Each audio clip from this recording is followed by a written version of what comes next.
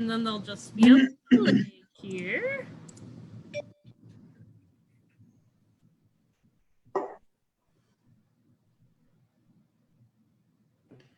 It says we're streaming live. All right, so we are officially live. Okay. Well, welcome to anyone who is watching. We are here for our Hoopla Movie Club to discuss the movie Memento. For those of you who don't know, we do have an app called Hoopla that Kimberly Little Chute Library pays for. What we do is we give you access to stream certain movies, certain audiobooks, and different CDs. Definitely all kinds of goodies there, but we really wanted to focus on some of the gems of movies that are on there and talk about them together. So joining me, I have Rick. He is one of our wonderful patrons. I also have Sally, who is another one of our patrons. And then I have Brianna. She is with the Fox Valley Memory Project. And then James, he is the village administrator at Little Chute, and Steve, he is the Kimberly Little Chute Library Director. And I'm Aubrey, I'm the Adult Services Librarian at the Kimberly Little Chute Library. And now, let's discuss. But that for anyone watching, feel free to send any questions or things you'd like us to discuss with the movie, or if you just want to know more about the movie, do let us know. We might mention some spoilers, so maybe cover your ears or watch this later if you have not. But we'll happily answer anything relating to the movie, relating to Hoopla, or even the themes of the movie. So for those of you who have watched it, including this group, what did you think of the movie in general? Like, what were your thoughts on it? Hell.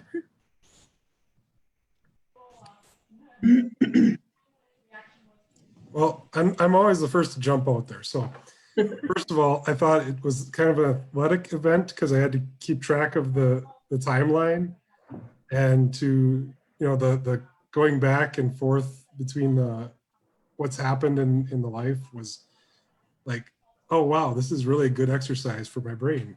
Keep track of the story. And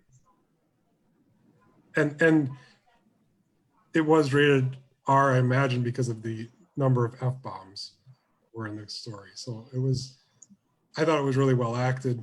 I'm not going to get too much into the story much, but I thought the actors did an excellent job and really interesting story.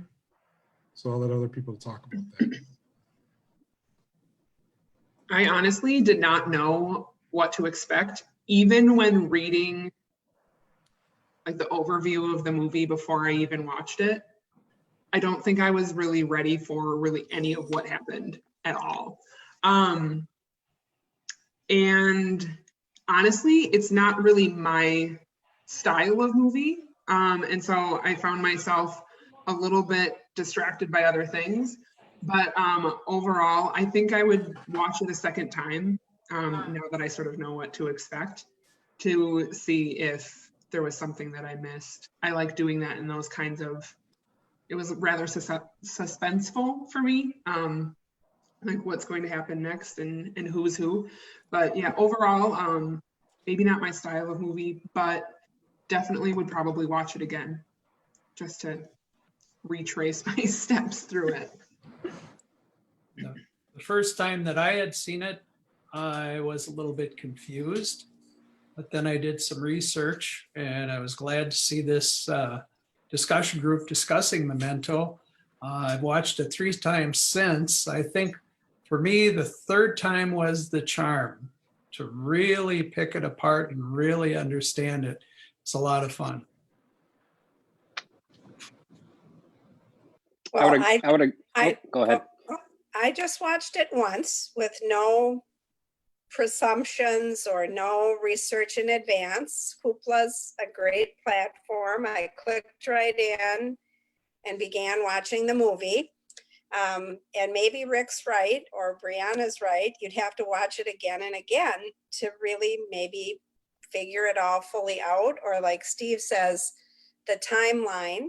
So just for an example, all the flash forwards and flashbacks and was his car window broken before and now it isn't? And so we have flashback, right? Whereas little things like that. So I don't have it figured out at all, I don't think. And I'm pretty confused by all the flashing forward and flashing back that the movie did.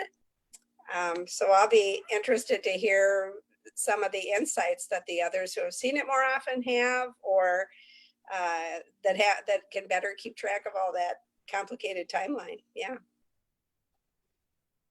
I think based on Sally's comment there and Brianna's comment, one of the things that if you're going to watch this movie, I would recommend is don't read it for spoilers, but just understand the writer's plan on how he wrote the movie. Because if you get an understanding of the style of writing, then I think watching it and putting the color scenes together versus the black and white flashbacks starts to make even a little bit of sense, even though it's really hard to keep everything straightforward because one is telling a story backwards and the other one is going forwards. And so you got to kind of make that go in your head. In terms of the movie itself, I like movies that aren't necessarily the blockbusters. I look for the independent films a lot of times. My wife gives me a hard time about the kind of movies I like. And this one fits that mold. Even the actors, in my opinion, there's a number of familiar faces in the actors and actresses in the movie, but none of them are like the blockbuster actor.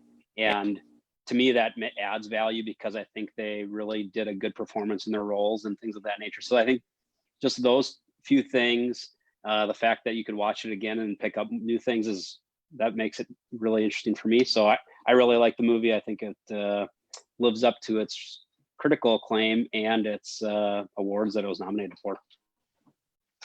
I do agree. I did not read into like spoilers or understanding the plot before watching it the first time. I literally read when I Googled it, whatever like IMDb had there, about just like the storyline. And then earlier today I was looking, because I've been thinking about this movie, and I went back and I was like, oh, okay, so we have storylines that are like running opposite directions. This is all coming together. Like that makes more sense. And now I need to go back and watch it so that that would probably help me understand it a little bit better. I really appreciate the movie how, in a way, they manipulate the viewer, because you think you're starting off with one story and it's completely like, it's hard to follow at first, especially if you don't expect it. So Sally, I completely agree with you. And I remember my first time watching it, I was confused. Then I forgot all about it. So rewatching it this time, I was like, I know I was confused. I don't remember why. I don't remember anything, but I know I watched it. And it was kind of fun trying to figure out what is this? And then by the time you reach the end, it's a completely different story. And I have not rewatched it a second time, which I would like to find some things. But there's one particular point, if you're watching it, I would suggest that you stop on runtime 1 hour, 30 minutes, and 1 second, because there's a single shot that actually gives away who a certain someone is in the black and white and flashback stories. And I would never have caught that. The person I was watching the movie with pointed it out to me, and I had that moment of, wow, they were so smart with this movie beyond what I had already thought. So what was that? 1 hour, 30 minutes, and 1 second? Yes. All right. I have also, just looking at IMDb, I don't know if it's on the Blu-ray disc, but if you actually purchase the movie on a physical disc, if you answer some certain questions correctly on their menu, you can actually access where you can watch the full movie in the cuts in the order it should have been, which seems like a fun Easter egg, but I've heard that there's some negative reviews because the movie is edited so well that it is so hard to watch in the way things actually happened. But the story is very much in the jumbled way. But did you like the jumbling of the story, or would you prefer to have watched it in a normal chronological order?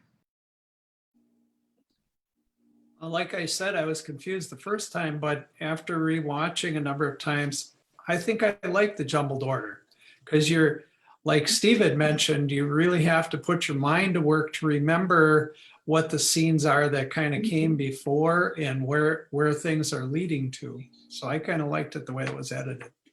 And I think perhaps it maybe gives a little, like that jumble gives a little glimpse into exactly how Leonard lives his life. That maybe there's a sense of this is what it's like to be in his brain that can go back to certain things and how he lives his life now. Maybe, I don't know, but it could give a little insight to the frustration maybe and confusion that can come from having these things and maybe not knowing where it all comes from or how it connects. I Well, I agree. think- Oh, go ahead, Sally. Jay. I was just gonna say that if I had to watch it in normal order or through the DVD, I think it would ruin the kind of plot twist at the end that you find out, and it also, you start to develop your own you start to think about the characters and you develop your own opinions about the characters. And I think that if you knew, or if it was in the normal order, you would, those feelings and those opinions about the characters themselves would be much different.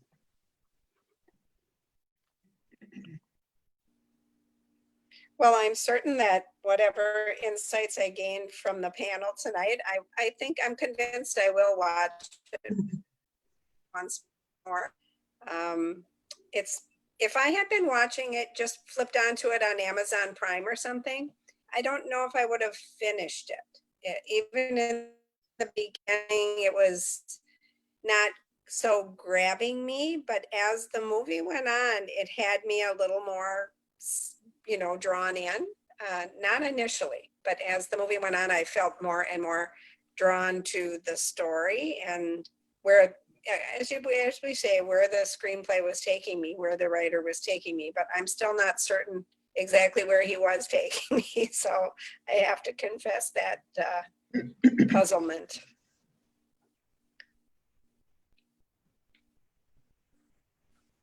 So I definitely liked the order too. But one thing that was brought up is how, you have your mentality about the characters and then it just keeps changing. By the end, did you like any of the characters? I think everybody was using Leonard. I was amazed. And you would have thought that it seemed at one point Teddy was his friend kind of towards the end because he helped him get started into all this and to work things through. But then you find out he just used them too. So Honestly, that actor, Joe was Pantoliano. I have an automatic vision of the kind of character he plays. And I saw him and I'm like, that guy is a snake and you can't trust him. And that's where my mindset was the entire time. And it turns out not necessarily the truth. So, and I'm thinking, I think I'm still like trying to reconcile him and his character and like the truth. I think I'm still trying to like put that all together because it still doesn't seem right to me because he always plays this really sly, sneaky, untrustworthy bad guy. So that is one character that I'm having a really hard time, and it's the only character that I shouldn't be having a hard time.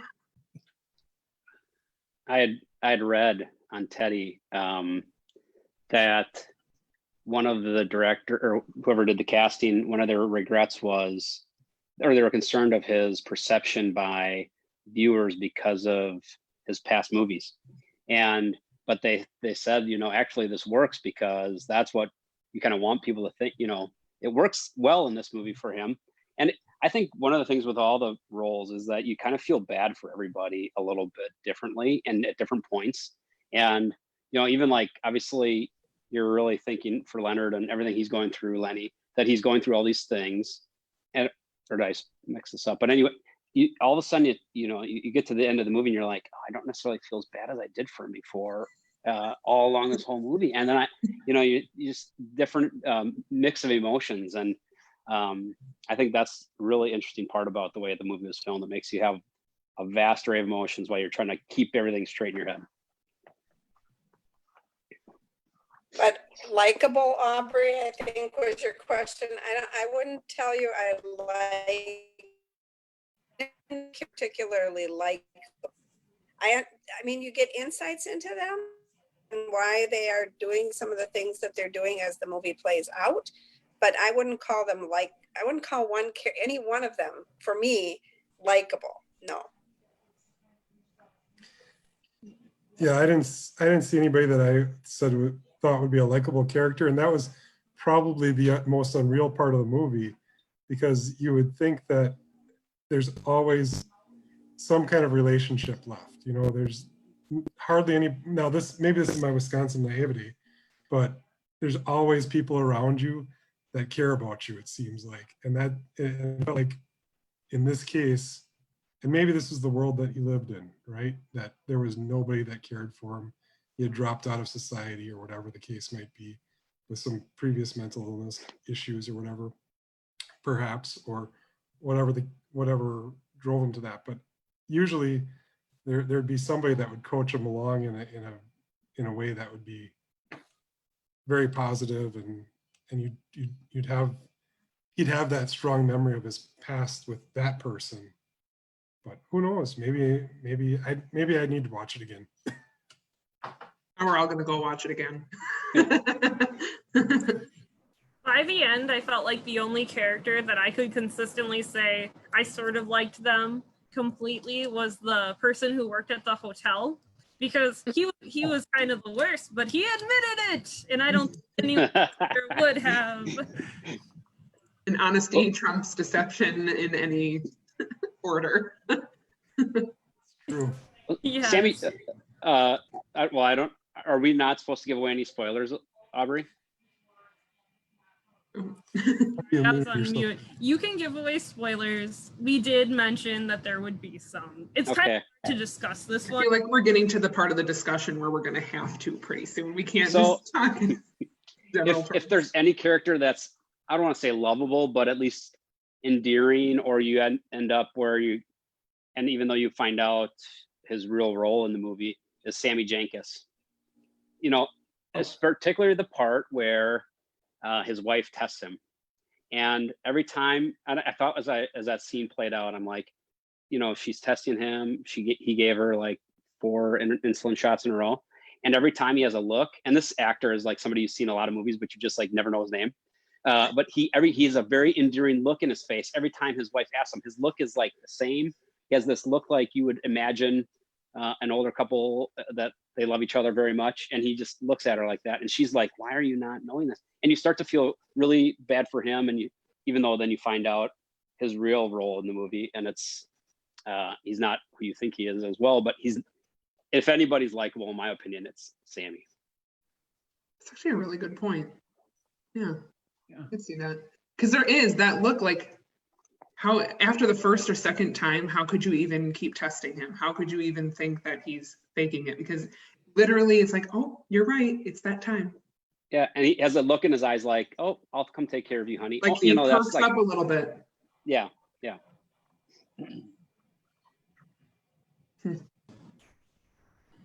As you were watching, did you at any point suspect the twist with Sammy and how the role Sammy played in the movie? For me, no. In fact, when Leonard mentioned about conditioning and is acting on instinct, for a minute, I thought that he was faking his memory loss. And then I had to really watch carefully to see, no, he isn't. And so that was kind of tricky for me.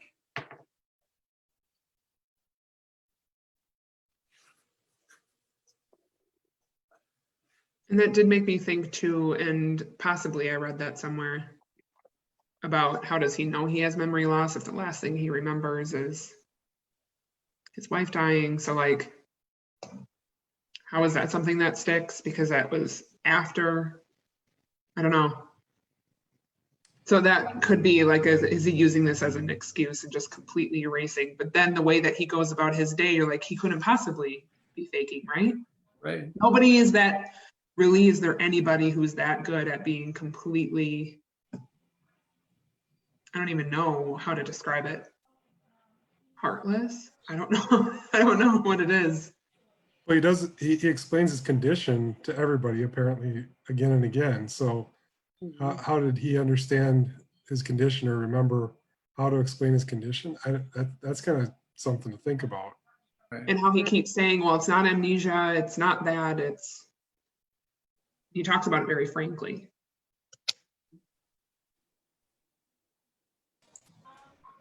And then Brianna, maybe you have more insight than I do, but I was looking up some trivia for the movie, and it did say that, you know, the medical condition he experiences is a real condition. It's called anterograde amnesia, which is the inability to form new memories after the damage to the hippocampus, But I just found myself wondering, would it be to the extent of how he has it, or, you know, would you be able to also change your memories, or like to such an extreme too? Because there were times where I felt like he legitimately believed the story he was telling, and then by the end you're like, maybe not so much, So I guess it's a layered question. One, can you tell us more about that if you know more about that condition? But two, can you also just change memories, really change memories on yourself? Or is that just something grief does and you can do it? So I don't know much about this anterograde amnesia. Honestly, I'm not an expert on dementia either, but I know hippocampus is typically the first, well, with certain kinds of dementia, hippocampus is the first, or one of the first parts of the brain to be affected.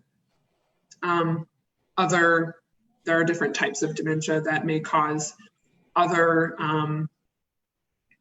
faculties to be impaired first. It's not always just memory and then you have dementia. That's not the case. But I think, though, that there are memory loss disabilities where you probably could. This is also where in the movie where he talks about police can't go on eyewitness accounts solely because your memory can fool you or trick you. And I think that's entirely true, because I think even myself have memories of growing up very, very young with my great-grandparents that perhaps feel very, very real to me, but may or may not be entirely true. They could be parts and pieces of different things. And I think that's a very real thing for just any like kind of mainstream functioning human being in the day-to-day who does not have any form of memory loss. But can you convince yourself of certain things to be true and real? I think so. There are times actually that I ask my mom questions about certain things, because my great-grandfather, for instance, passed away when I was 3. That's hard to remember before that, but I have very, very vivid memories of spending time with him. And I sometimes ask my mom or ask my grandmother, or like, is this really happened? And she's like, yeah, that's real. I'm like, okay, good. Just need you to let me know that what I'm thinking or, you know, telling people as a memory is real. But I think we can definitely make things feel very real and true. Now with his condition, I don't know if that's possible or if he's going off of the things that he has and he's just knows these things to be true because it's written down or it's tattooed into his skin. And so that's what he's going off of and that's what he knows to be true.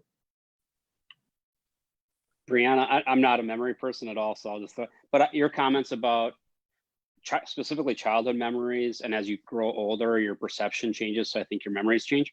But I had a traumatic event, not that I was experienced, but I witnessed a really horrible car accident And I drive past, it was on Highway 10. And so I living in Little Chute, and then I grew up in Reedsville, so I drive Highway 10 a lot. And every time I come to this intersection, I think of that, seeing that traffic accident. And one of the reason I think about it often is because not only driving by, but I had to then testify in court about the accident, but I had to do so I had to do it virtually. I think of that, but this was like 10 years ago because I was living in Washington, D.C. at the time. And every time I drive past that site, I think to myself, did I really see what I've convinced in my mind that I testified to happen, that I would swear on the Bible that it happened, but I always think to myself, did I embellish it? Did I think I saw something and I didn't, and I always think of that. I think of that every time I drive past that intersection. I'm like, what was my memory? And I try to place myself back in that day. It was a normal day, a beautiful day. And I always think like, I remember this, this, and this, but I always am wondering like, am I missing something there? Is my memory playing tricks on me a little bit? I think that happens a lot. Absolutely. Part of the human condition. Yeah. Well, and like you said, James, then there's times too where then you're like, did I really? And then you start to doubt it. And then like there's times where, I think back on memories and it's like, wait, did they really say it exactly like that? Or what if it was like this? And you start to second guess yourself too. Then you just are in this vicious cycle, like, what did happen? Da, da, da. One of the lines that struck me is he had said that he can't remember to forget his wife. He can't remember to forget. Yeah. Another thing I noticed with dialogue is that there are a number of things that are said that are repeated, not in a cut, but in a completely different scene, almost word for word. And I was struck by the beginning, which said that the text was, "Where am I?" And at the end, he said, "Now where was I?" Kind of followed right back to the beginning again. Definitely got to watch it again. Didn't think about that.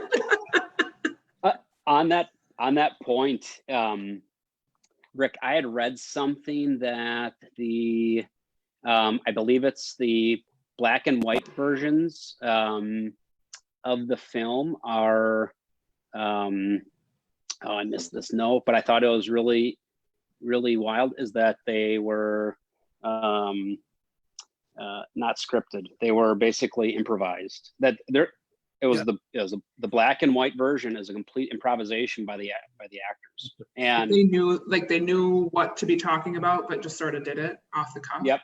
Right. Off the cuff. And in a movie, that's one thing to do it in a short amount of time, but for a movie to have sets and different scenes and to do that is pretty remarkable.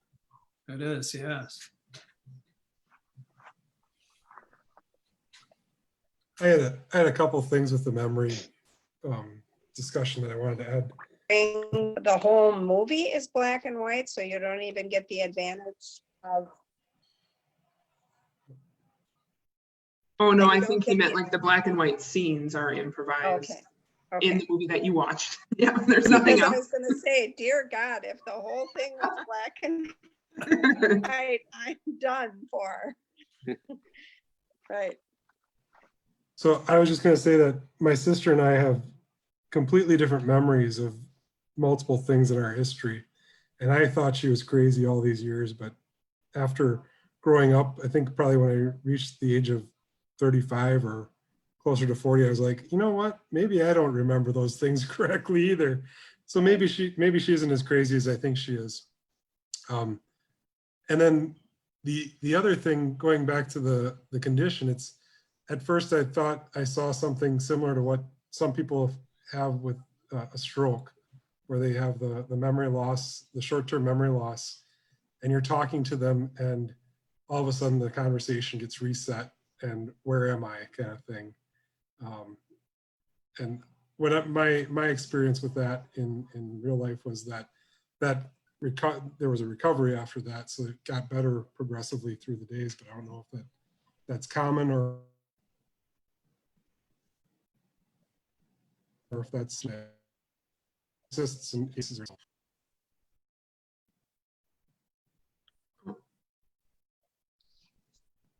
Internet connection. Can't have it all.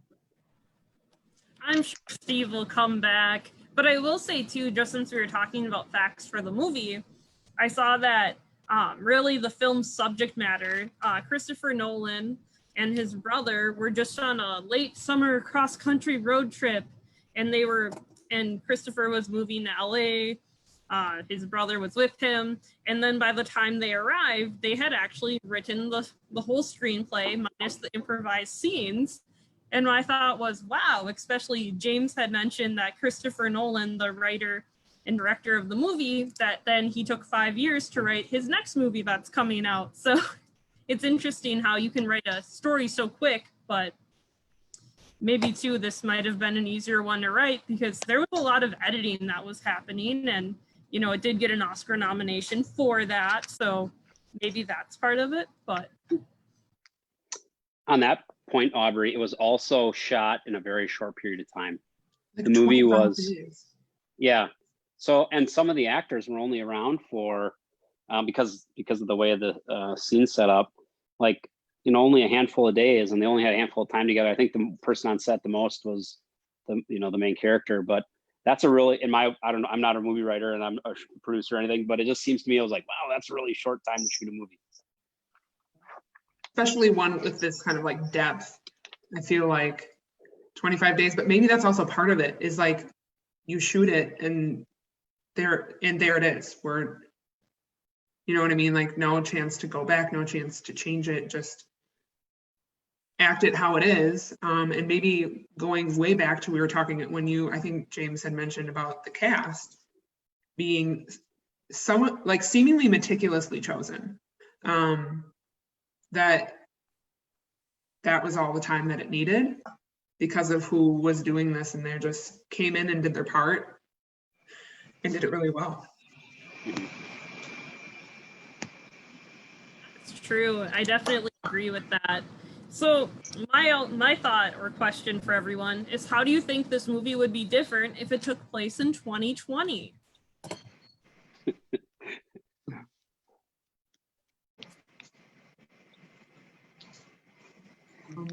Back on now. I know for me, my thought was, well, good thing you can still buy Polaroid all the time. Da-da-da. Good thing that came back. But I could see too with social media, it being really hard to not know what other people are doing around you. But then also, I suppose if you don't remember things, you might not post to social media. I don't know. But those were some of the things I was pondering. Or I wondered too, like, maybe we are just really fortunate in our area with our police department, but it seemed like it would be a little easier to, one, know your neighbors and know that there's some kind of shadier stuff happening, or at least, what another cop or a person might say, I heard a lot of gunshots in this spot, but not saying that would happen. But if it took place in Little Chute, maybe. Where did this movie take place? Do we even know? The movie at least was filmed in LA, and I want to say that's where we're supposed to think it took place too.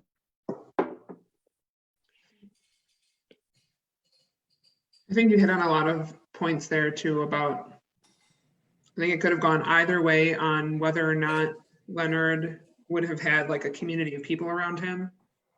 Had he maybe lived in a smaller town, likely that the whole thing would have played out completely differently. But yeah, he seemed to live very, and now the word is escaping me, like very off the map, like he was a shadow almost somehow.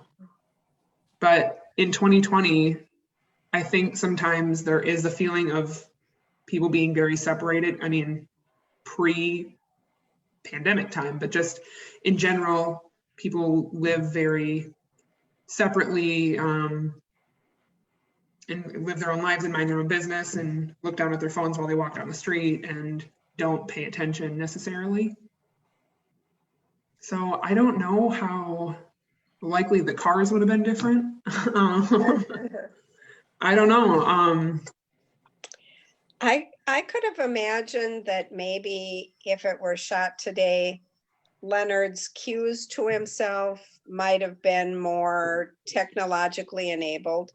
You know, to your point, Brianna, people who have that phone in their hand, I could imagine rather than Polaroids and notes on the back, he's going to have pictures in his photos on his iPhone, and he's going to have notes to himself technologically that way. But then it would lose all of the visual effect of how those pieces played out in the movie, and how even the Polaroids, he kept enhancing the messages, right? Sometimes he would only take the picture and put the name, and then later a message, and then the one case, a scratched out message that he initially thought to be true and later didn't believe to be true, right?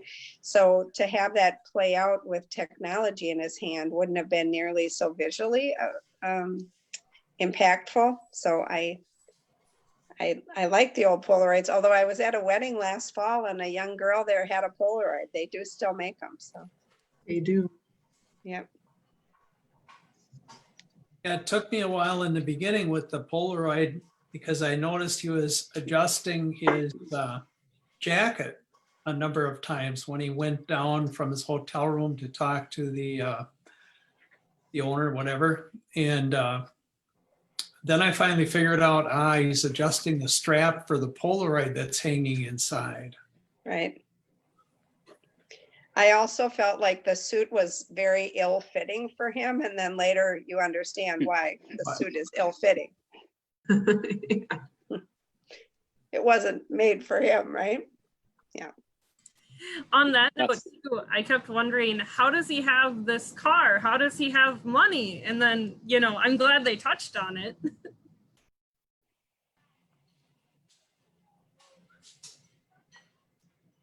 Overall, there would have been a lot less questions if the movie just played out in the order that it actually played out in. A lot less, like a lot less questions. But then would it have been too apparent, too obvious, too predictable? It wouldn't have been the movie then. Yeah. Right, that's right. Yeah.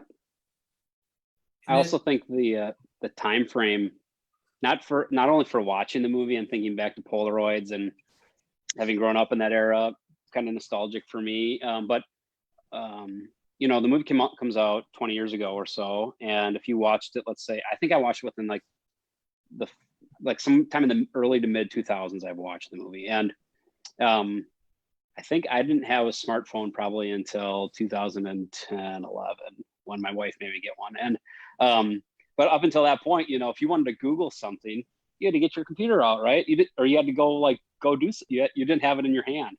And I think now that, you know, if you watch the movie now for the first time versus say 10 years ago or 15 years ago, knowing what's going on and understanding that, even if you don't read the plot twists and read the giveaways, just understanding those pieces is very helpful. It's so helpful, other than having to like take a break from the movie, go to your computer and figure it out. So that to me is also an interesting time bend. Yeah, kind of bringing that right back to Hoopla. And of course, with any digital platform, you can just rewind that movie a minute, 2 minutes, 5 minutes, start it over, whatever you want to do with it. So it makes it really easy to get into it and check on something that you might have missed. Not to mention look up the trivia and not the bloopers, but like the misses within the filming, or, you know, something that wasn't right. Now we can just bust these out and say, oh yeah, this is what everybody has been saying, and now I know who Sammy Jenkins is, because I don't trust Joe Pantoliano. I trust what Roger Ebert says on his website. But yeah, it's like, you know, we have the whole gamut here, the whole of people who watched it and didn't do any research, to people who watched it multiple times and have looked up trivia and notes and all of this stuff, and how that changes how we understand the whole movie. Exactly. And the original story is online by Jonathan Nolan. So you can actually read the story. It was published after the film was out. Interesting. And I read through it real quick, and I do want to read it again, but it is very interesting. A little different from the movie, from what you see in the movie, but very interesting.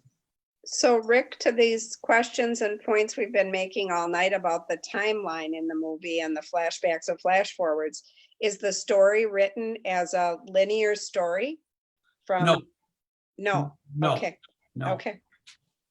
Okay. So, And it's evident from the written story that you're flashing back, or no? yes, it is. Yeah. Okay.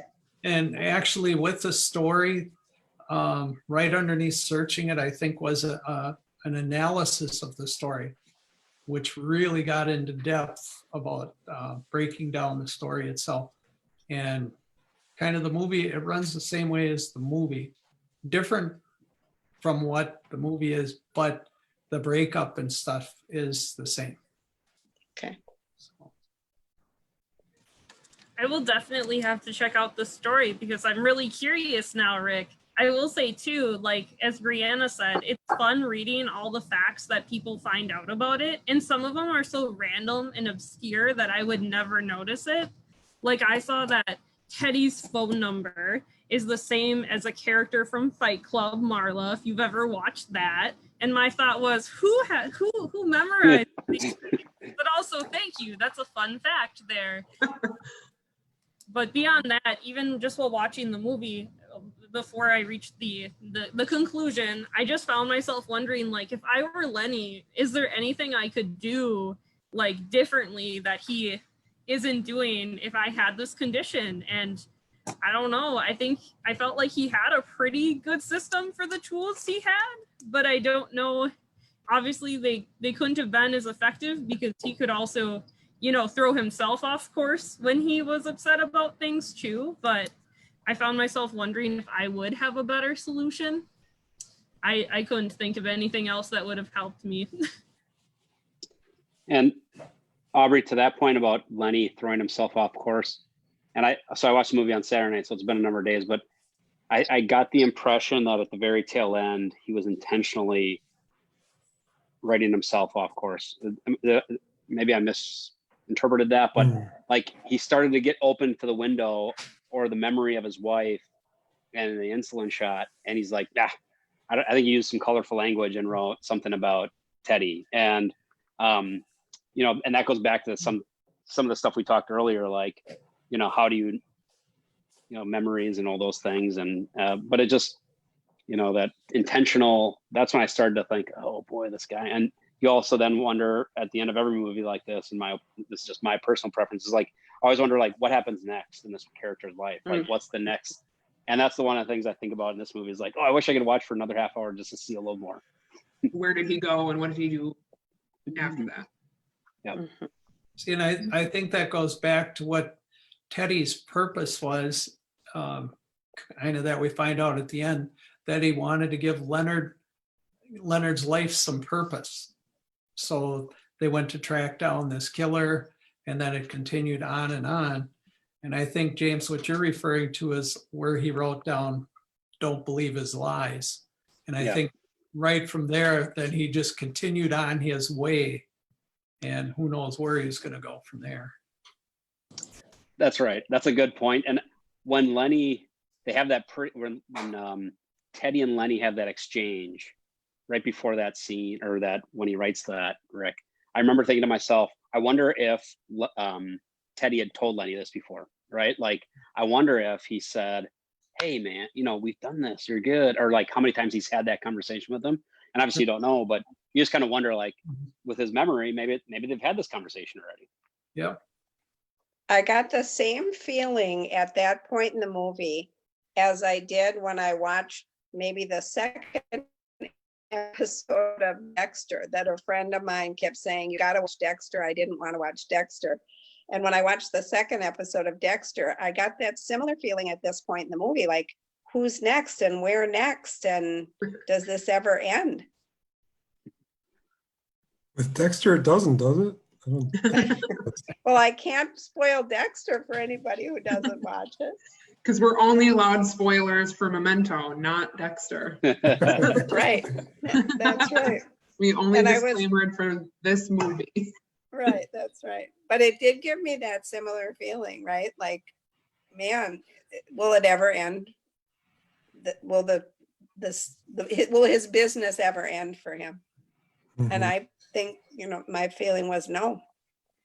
And then Teddy aptly says, like, you're creating a puzzle that you can't solve. Right. Like he needs to keep doing this for some reason because of the memory loss. And so he's still trying to avenge this death, even though that has already happened. I do, on the flip side, I do feel a little bit bad for Leonard that the people around him that he doesn't really know, and he doesn't know that, obviously, or he does know that, I'm not sure, but how they are using him and his situation for themselves, and then putting him in these situations where, regardless of memory or ability, like human instinct comes out. Like with Natalie, how he lost his temper on her, like it was him, it wasn't anybody else. And then she goes back out and she comes back in.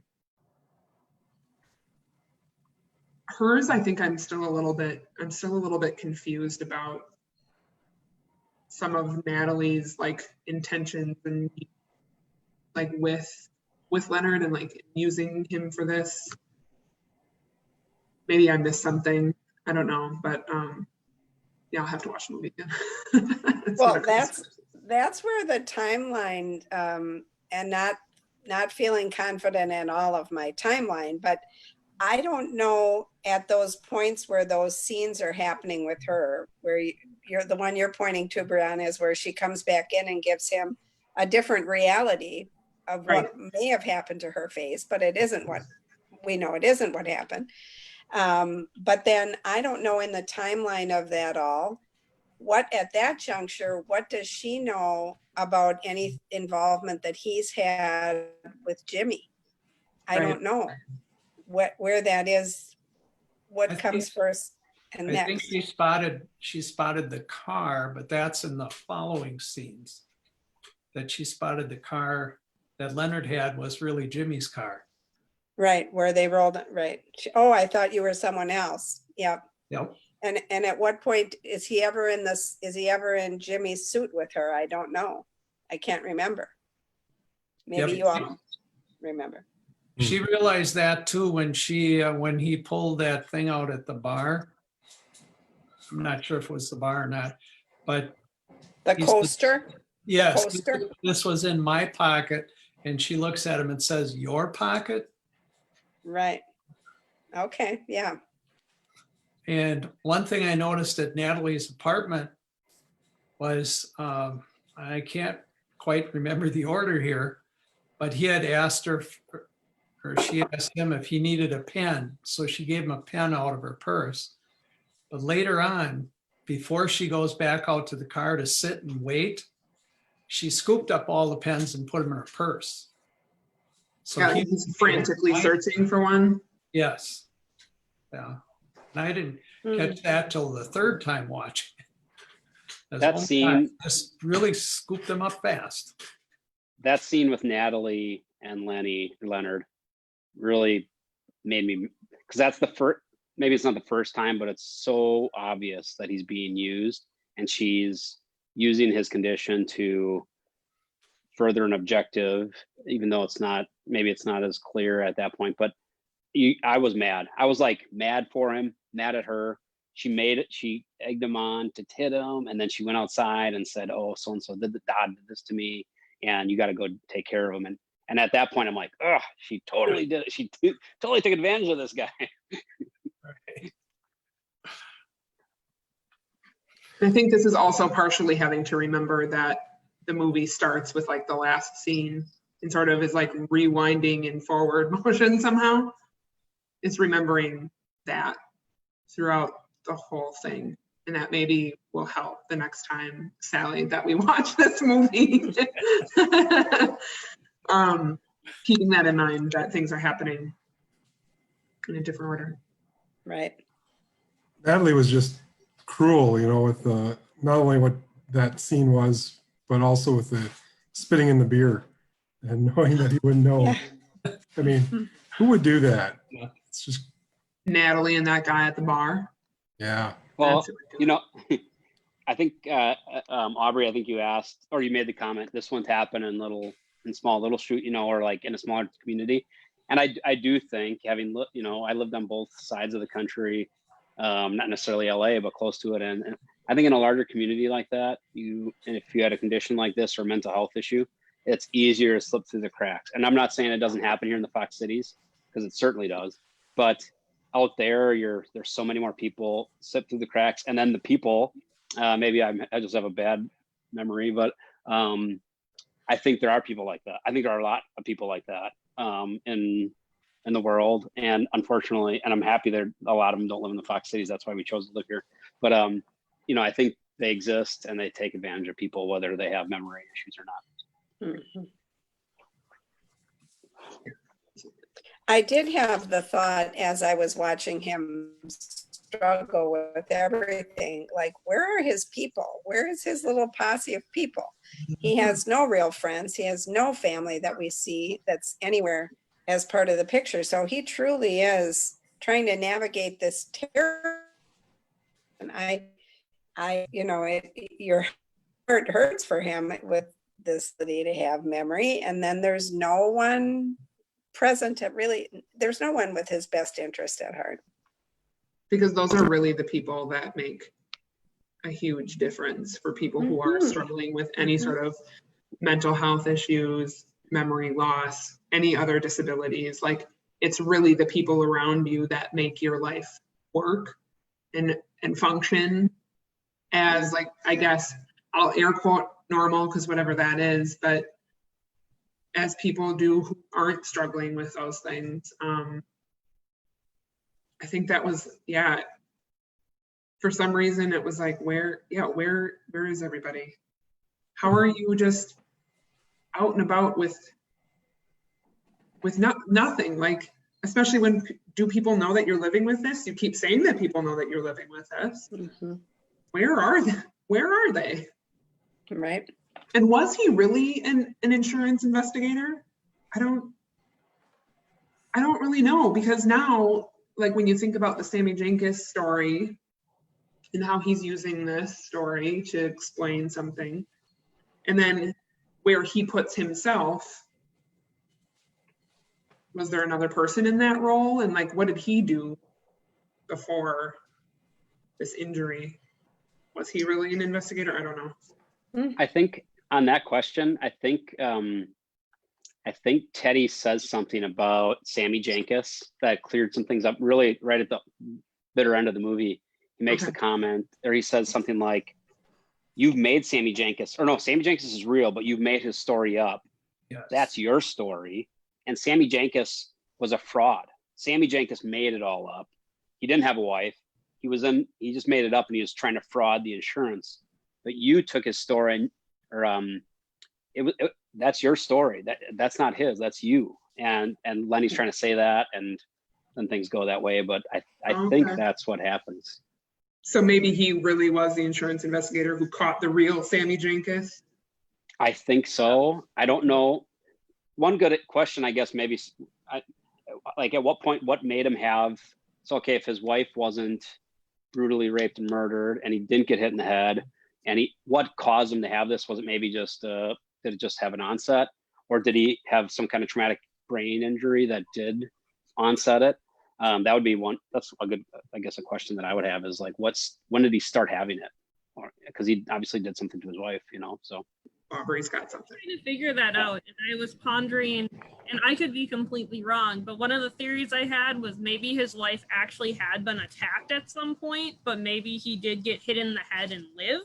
That was my theory, that by the end I was like, I'm going to stick with this until I rewatch it for sanity reasons. But Did I read somewhere that his wife was raped but not murdered?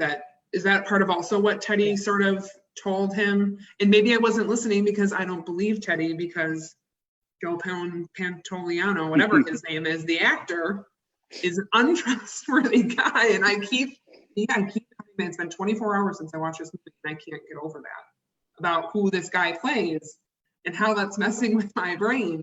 But I think like he said at some point, you know, as he's spelling everything out, that yes, she was raped, but no, she did not die.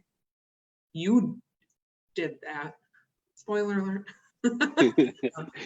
I think that is the case because there was a quick cut right at the end of Leonard and his wife laying in bed, and she was kind of laying on him, and he did have the tattoos on at that time. So I thought, oh, That's right. okay.